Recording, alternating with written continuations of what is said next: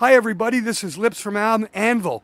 You know it. You're listening to Tinnitus. Going fucking deaf.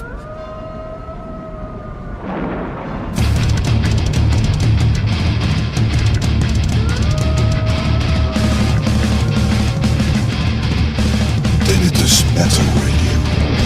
The heaviest show in town.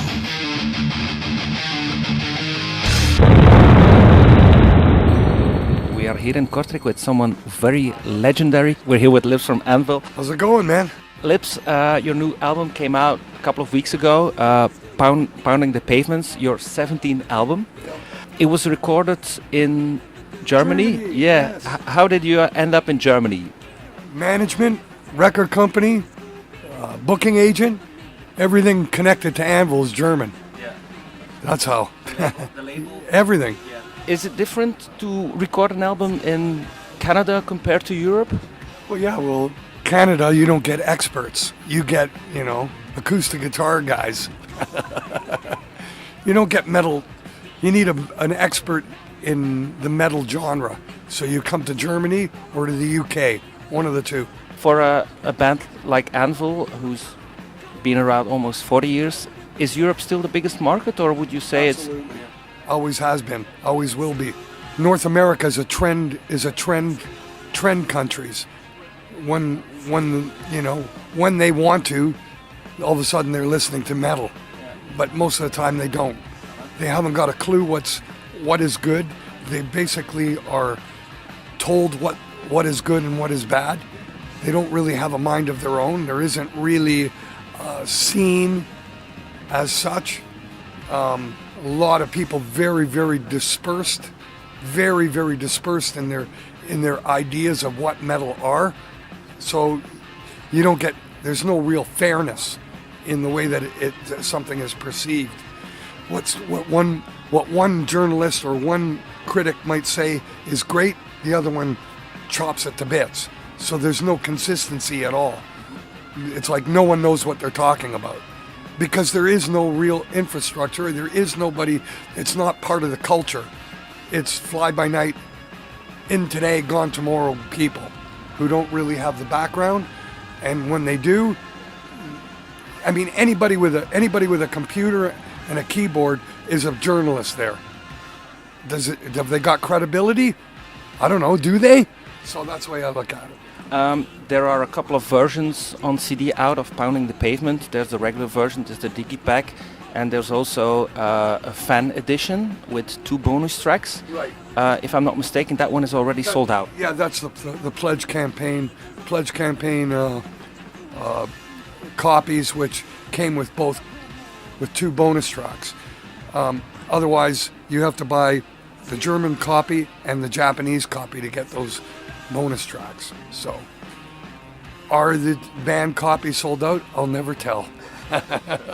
How does the Anvil writing process work? Is it mostly you who's writing the material? It's been mostly me, and it's been mostly me all along, since day one. Like the misconception, you guys were better with 2 guitar players. Well, I hate to tell you this, 98.9% of all the records were recorded with me. There was no second guitar player. Sometimes we added it in, and most of the time we did not. Particularly in the fast tempo songs, no. It was all my hands, all my guitar playing. In some of the albums, when we had Sebastian Marino and when we had Ivan Heard, they played their little solo sections, and that's virtually all they played on their records. Chris joined the band in 2014, if I'm not mistaken. Yeah. He played on the new on the previous album already. Did he contribute more this time around, or didn't it really It's not a question of contribution. I do all the writing. I have done all the writing all along, and it's what it really comes down to is, do I want to put his name or give him credit? And what credit comes down to is payment. So I have a choice, and the way that I've been running it for the last couple albums, and the way that he likes it, is he'd rather get paid the cash than to have his name on the record and wait down the line for royalties to come. I'm fine with that. That's fine.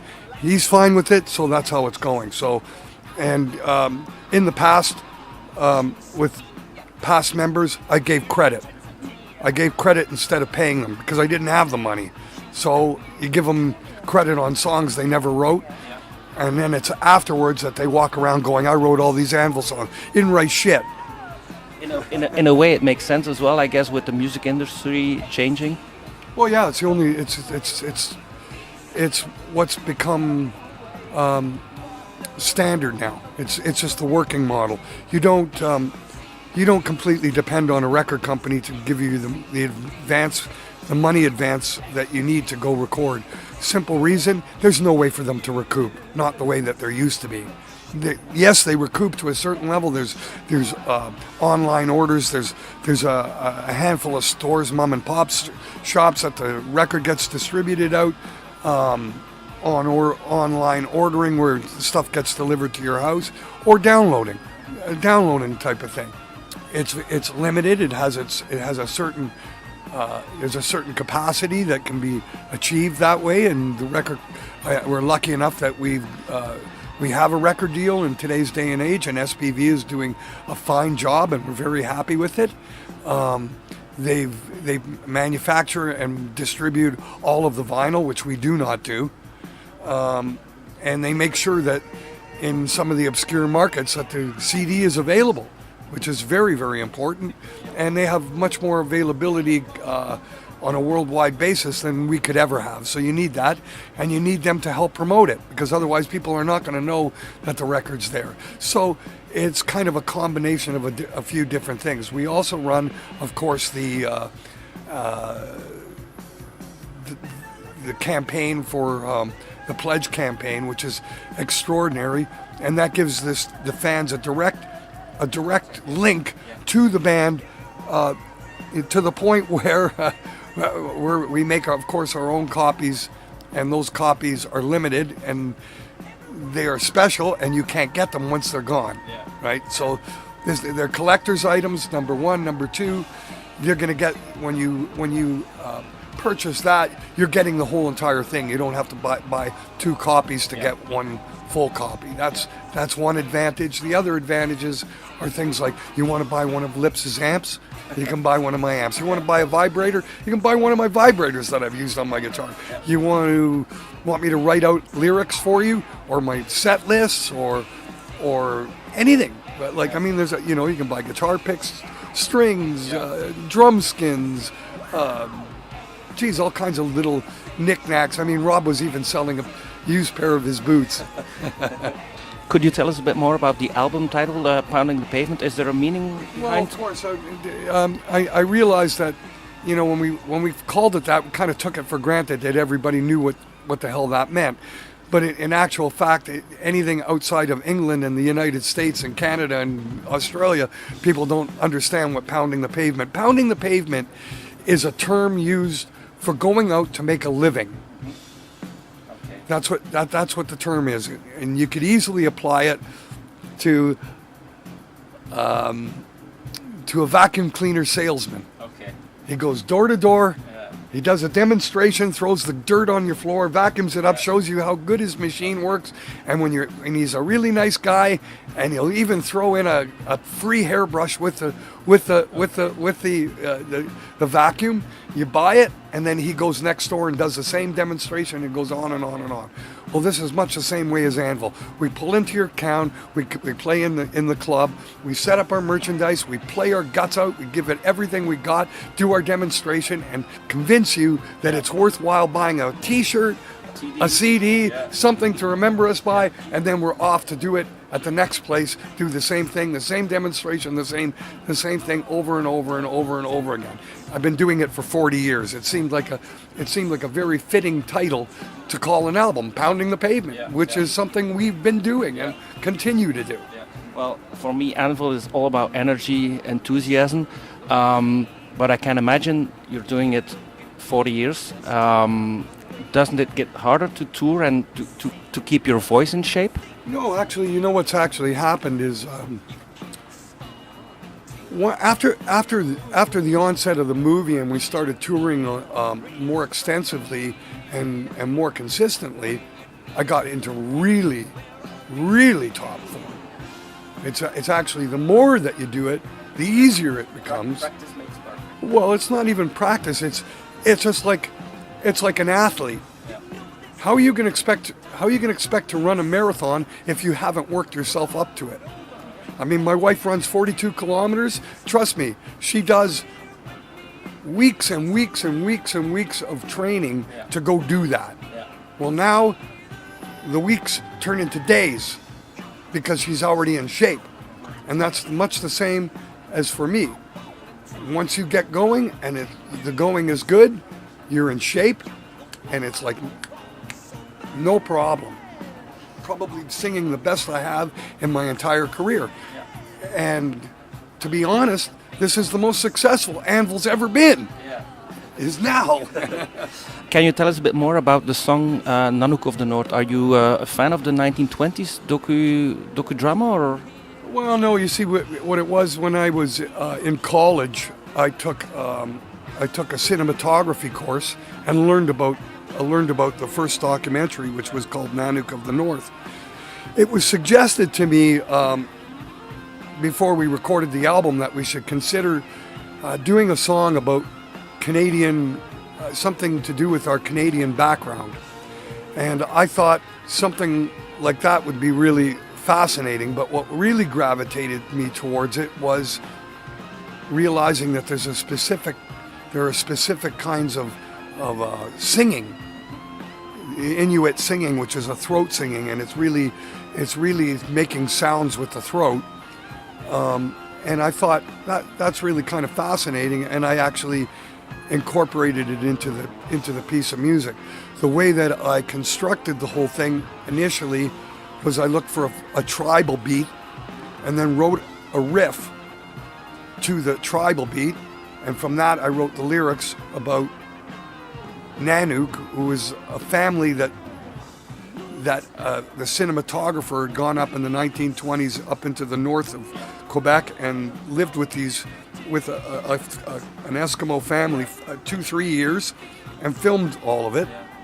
Some say it's kind of staged, that it's on the border of fiction and documentary. Yeah, it's some the say early that, 20s. But actually, there's only I did quite a bit of reading about it, and actually, what they did is they showed them harpooning seals, and the only discrepancy was the fact that they were using harpoons and not a gun. Yeah. And that's what they say. No, it's all made up. Yeah. Well, okay, the guy didn't use his gun because they wanted to show that the way, the old traditional way. That's where the discrepancy was. But genuinely speaking, it was very, very authentic. I mean, you could say that about the Anvil documentary, and part of what drew me there, and even more so, is the fact that I was a subject of a documentary, and people didn't want to believe that the Anvil documentary was true either. They said it was all staged. No, that's not the truth. The actual truth is it's not staged. Yeah. You can laugh at it, and you can cry at it, but it's not staged. Yeah. I'll get back to the documentary in a bit. Ego is another new song. Is it safe to say that you met more people with big egos in the music business than when you were doing the catering for the school? Oh, absolutely. There's no question about that. But I wouldn't necessarily say that it has to do with music industry people. Yeah, much larger than that. You mentioned in interviews that the story of Anvil, the documentary, that it enabled you to live your dream as a full-time musician. Do you consider it as kind of a turning point for Anvil? Oh, absolutely, because it's really, really fascinating. But a lot of stuff has been misunderstood and not completely represented accurately. Anvil was a much bigger band than we ever got credit for. And what I mean by that, in 1982, the original record company turned a record deal, a licensing deal, with an independent record company in France, who printed hundreds of thousands of hard and heavy and metal on metal picture discs. Those picture discs are all bootlegged. I've never been paid a nickel for any of it. Those albums can be found all over the world. We were probably sold as much as Iron Maiden or Judas Priest or Motley Crue or any of the other metal bands, but not on record. Not tabulated, not accounted for, and not paid for.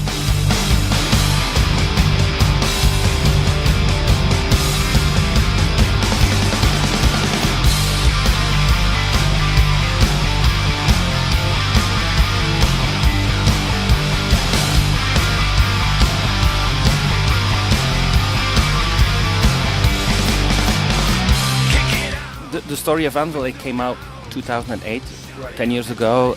Could you ever imagine that it would have such an impact on your career and your life? Well, as a matter of fact, I was alone on that. It's interesting. Initially, you know, after the failure, after the bootlegging, and after the clusterfuck of being involved with David Krebs, which is Scorpions and Ted Nugent's manager, completely misled the band, pulled us out of our first record deal and left us high and dry and barren of a record deal for 4 years in the most important years of the metal history. Between 1983 and 1987, we weren't able to put out records. Huge injustice. But luckily, in 1982, we'd gone to England and we played the Marquee Club and the Donington Festival. We were supposed to have gone out with Def Leppard. That didn't happen. Def Leppard stayed in the studio and recorded their, I guess, Pyromania album, whatever it was, at that particular time. Might have been On Through the Night, I'm not sure. One of the earlier Def Leppard albums. So we didn't get to go. So all we got was the two shows, one at the Marquee and one at the Donington Festival. But in that little short glimpse of 2.5, 3 weeks, we met a very young boy by the name of Sasha Gervasi, who came backstage at the Marquee Club. Who's also in the documentary. Okay, well, let me go on to say, so, you know, there's a little young guy, comes into the change room. We're completely blown away by the fact that this kid knows everything about the band. This is our first time in Europe, and we're freaking out. This is so wonderful. And the kid's, he's going, hey, let me show you around London. He showed us around London. We find out that his mother was raised in Toronto, Canada, where we come from, and all of his aunts and uncles and cousins live in Toronto. And sure as shit, Sasha shows up at my door in Canada. Well, here we go now. Our English little buddy is now visiting with us in Canada. We bring him with on the road, take him out. He's a drummer by his own interest. So he's a huge Rob fan as well as an Anvil fan. They're a huge diehard fan. This was such an incredible experience for this young kid. Beyond words. I mean, you can't really explain it other than you can't imagine being 15 years old and traveling all over with your favorite band and hanging out with them. He went on to finish school. We lost touch with him from 25, 30 years. Next thing I hear in 2005, I'm getting an email. Hey, we called them T-bag. I got an email from T-bag. What? T-bag, Sasha invited me to come to Los Angeles, and I'm going, yeah, right. I'm gonna just get up and run to Los Angeles. He goes, no, don't worry about it. I'm gonna send you a ticket. What? Send me a ticket? Where the fuck you got money? If it's T-bag, where you got money? Anyway, the next thing I know, there's a knock at my door. The fucking, UPS has sent me a ticket. Okay, I'm going to LA this weekend. I get down to LA. I'm standing on the platform waiting to get picked up, and I see this blue little Jaguar with the roof down, and it's Sasha behind the wheel, but he's got a beard. So it's like really weird. It's like the last time I saw him, he's 16. Now he's like a man, a 35, 37-year-old man. Yeah. I get in the car, and of course, immediately, ding, ding, ding, ding, ding, ding, ding, just start talking. It's like not even a day has passed. We're still talking about the Michael Schenker first album, and still talking about the metal that was, and this, that, the other, and it's like, wow, just incredible. We spent I spent the whole weekend with them and reminiscing and talking about what I'd been doing for the last 20 years. And of course I brought all the pile of CDs, and he's going, oh my God, why is everything the way it is? This is an injustice. It's a huge injustice. You guys were everything. I mean, you were there before Metallica. You were there before all the, and they walked away with it, and you got fucking beached. Why? Like, it really bothered him. Anyway, we ended up out at his friend's place. His friend's place is a guy by the name of Steve Zalian, who was part of the writing and putting together the team of Schindler's List, a Spielberg guy. I'm sitting in Steve's backyard with Steve Zalian's wife, and she's washing the dog out in the beach, right? And Sasha goes into the house, and he's talking to Steve while they're making some coffee, and Steve goes, who's this fucking guy with the long hair, man? What are you bringing to my house? And he goes, that's Lips from the band Anvil. He's going, who's Anvil? He's going, man, they were the fucking, just, he's still a fan. He's telling Steve all about it, and the guy just looks at him and goes, you know what you got to do? You got to make a movie about this. He says, no one could have as much passion as you do about this. And that's very, very intriguing and interesting of a subject. Go for it. I had no idea that this conversation is going on. No clue. I get home, get back to Toronto. The phone rings, and it's Sasha. I'm coming up. I want to see you. Okay? Come and get me at the airport and drive me to my Uncle Marty's. Of course, Uncle Marty, where we used to pick up Sasha when he would come visit us. Okay, so I know exactly where I'm going and what I got to do. So we go over to Uncle Marty's. He sits me down in the living room there, and he goes, Lips, I'm going to make a movie about you guys. I broke out crying. I broke out crying because I'm freaking out. I'm going, fuck. This is like I had initially thought. After the failure of the David Krebs and all the stuff, I had told Johnny Z, who was Megaforce Record, I'm going to have to start all over again. Because everything I did went wrong. I'm going to have to start all over again. Robbo and I will do it. We'll start all over again, and we'll get another chance. One day, one of our fans is going to grow up and become a record label something and pick us up, and we'll be happy. Everything will be good at the end of the day. Like I predicted, but it wasn't a record company. It was a movie. In walks Sasha, re-emerging after 25 years, telling me this. I broke up crying. I'm going, this is it. That's the moment I predicted 30 years ago. I think in a way it's special because it goes way larger than the typical metal fans who watch it. I have friends of mine who are not metal fans who watched it and who loved it. It's a human story, the stuff that even all the elements in which it's made up of, including who the creator of the documentary is, and the subject are completely intertwined in their human stories, in their existence.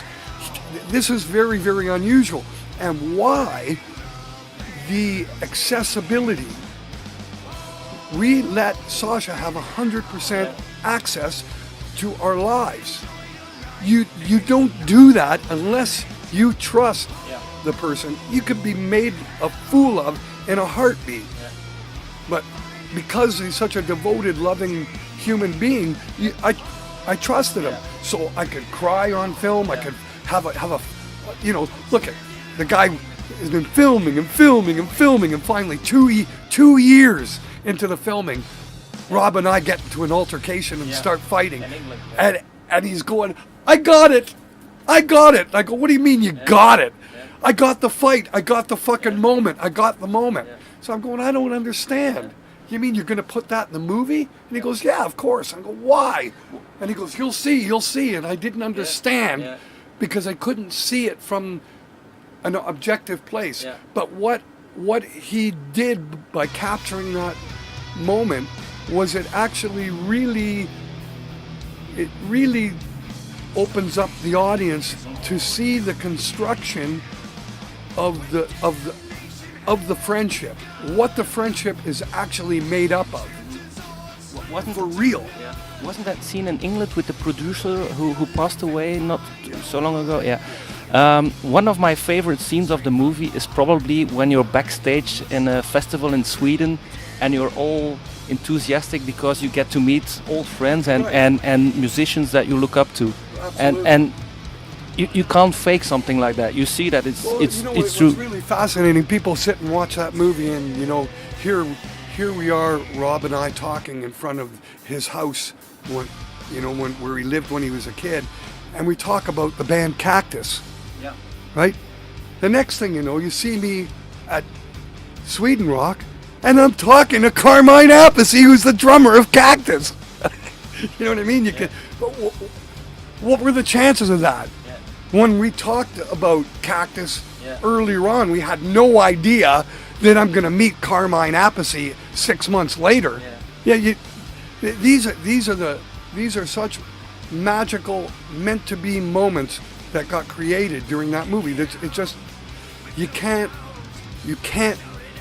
plan what we made there. It either happens or it does not, and that includes right down to, hey, there's a knock at the change room door, let's let this person in. Oh, it's Sasha. You could have said go away, and none of it would have ever happened. But that's not the way that everything is connected. Everything is connected by the people and the attitudes and the way that it happened. Not because you want it to. It's just the way it is.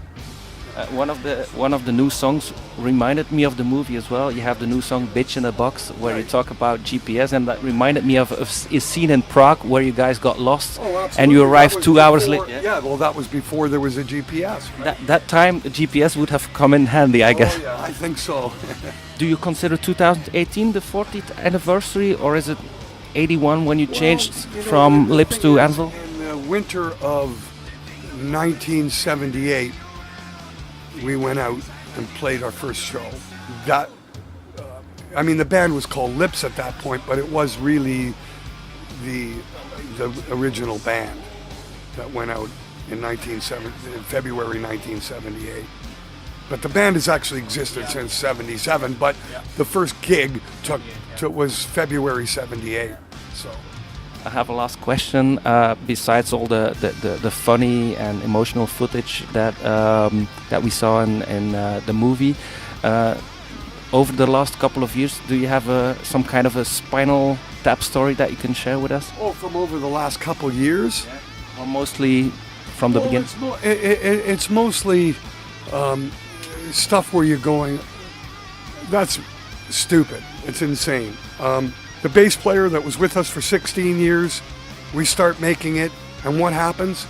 He becomes jealous of Rob and I.